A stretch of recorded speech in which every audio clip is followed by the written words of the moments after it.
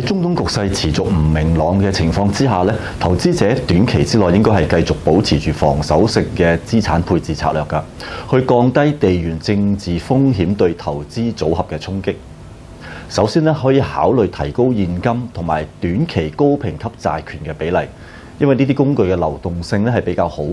而且波動性咧亦都比較低㗎。咁喺出現突發事件嘅時候咧，係可以提供安全嘅緩衝㗎。第二就係投資者可以考慮增加人民幣啦、中國同埋香港嘅資產配置。喺現時中東戰事緊張嘅局勢之下咧，中港市場咧係正係扮演住一定嘅避險功能㗎。咁第三咧，地緣軍事衝突係會直接增加各國嘅軍費、能源嘅補貼啦，同埋經濟維穩等等各方面嘅財政開支㗎。長遠嚟講咧，會構成新一輪美歐日貨幣嘅貶值潮。而貴金屬同埋能源類咧，尤其是新能源類嘅資產咧，將會發揮中長線嘅避險作用㗎。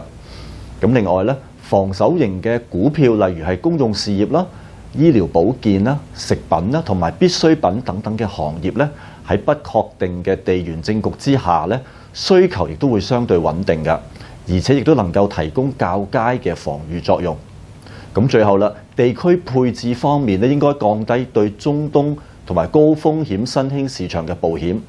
轉向財政較為穩健嘅國家啦，而避免單一資產或者地區嘅風險係過度集中，保持靈活性啦。投資者應該係定期檢視市場嘅動態，喺情勢明朗或者出現轉機嘅時候咧，就可以迅速作出回應㗎。